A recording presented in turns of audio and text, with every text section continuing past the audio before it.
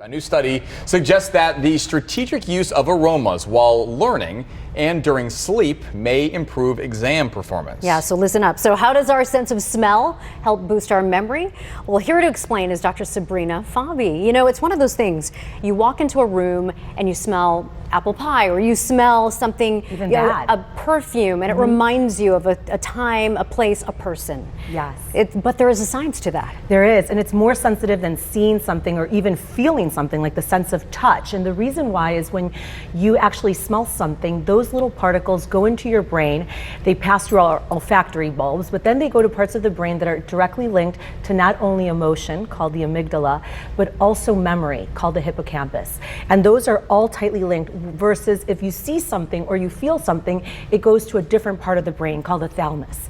So because of that, this is directly related to how we also incorporate memories as well as emotions. So you have that aroma, something that's like, oh, it reminds me of being 7 and being in this place at grandma's house, whatever. So you not only have the memory, but you also have the emotion that goes with it because they're connected, you're saying, right? Exactly. And so how is this like being practically used right now when it comes to like improving ourselves? Right, well, they did a study in 6th graders as far as being able to recall things a bit better, but you can see how this might be extrapolated to a lot of other things like marketing or selling things at a particular store.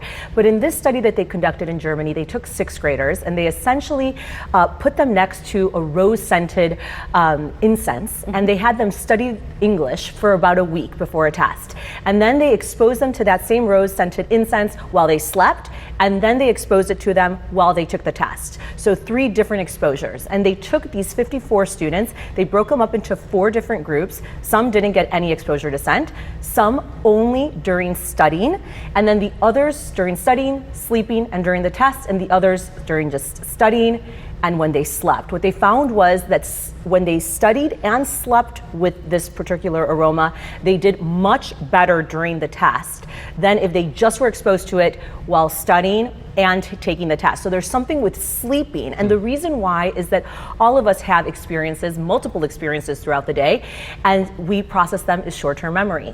But they go into long-term memory, which is a process called consolidation, while we sleep, during the slow wave cycle of sleep.